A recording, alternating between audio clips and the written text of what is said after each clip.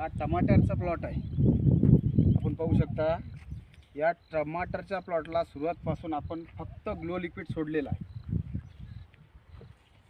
Glow liquid आपण सोडलेलं आहे. कुठलंही रासायनिक खत या प्लॉटला दिलेलं नाही आहे. आणि प्रीमियम ग्लो लिक्विड प्रीमियमची फवारणी केलेली आहे.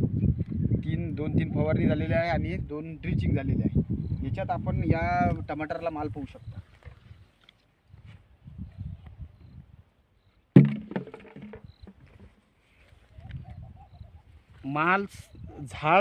मालाची कंडिशन म्हणजे अशी झालेली आहे की याला तोडल्या नाही चालला झाडाला माल.